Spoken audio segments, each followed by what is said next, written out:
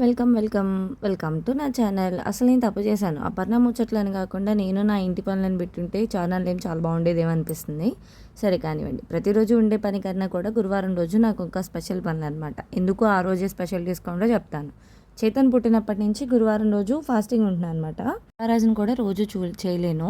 గురువారం, శుక్రవారం, శనివారం. అందుకని గురువారం రోజు ఇల్లంతా క్లీన్ చేసుకుంటా. బెడ్షీట్స్, డోర్ మ్యాట్స్, ఇంట్లో మనం కిచెన్ దగ్గర వాడుకునే క్లాత్స్ కానీ, బయట కడగడం, ఇల్లు ఉడవడం, గడపకి పసుపులు ఇవన్నీ బయట కడగొచ్చి ఇక్కడ బెడ్షీట్లు మార్చుకుంటే నైన్స్టీ వచ్చి కాళ్ళకి బయట తొక్కొచ్చి తడైందని ఏడుస్తుంది.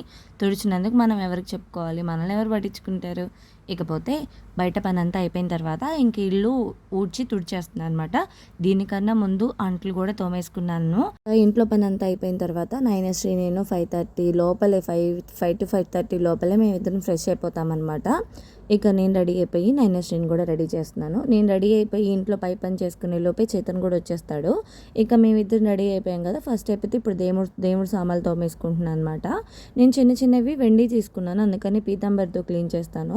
2 రోజులకు ఒకసారి ఏం క్లీన్ చేయను, గురువారం మాత్రమే చేస్తాను. ఎందుకంటే నా చేతులకి ర్యాషెస్ ఉన్నాయన్నమాట. అసలు నేను ఎక్కువగా పీతాంబరి అసలు పట్టుకోలేను. నేను చేసిన ఒక గురువారం రోజు కూడా చాలా కష్టపడుతూనే చేస్తాను అనమాట.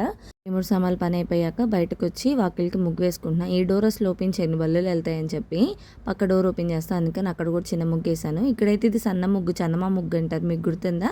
నిండుగా పసుపు కుంకుమ బొట్లు అవి పెట్టుకున్నా కూడా అక్కడ ఆల్రెడీ డిజైన్ ఉంది కాబట్టి అంత మంచిగా ఏం కనిపించదు. కానీ రాసుకుంటే మంచిది, ఒక పాజిటివ్ వైపు వస్తుంది అని చెప్పి లైట్గా రాసుకొని ఇక దేవుడి దగ్గరికి దీపారాజన అయితే చేసేస్తాను అనమాట. షార్ప్ 6 కల్లా చేసేస్తాను.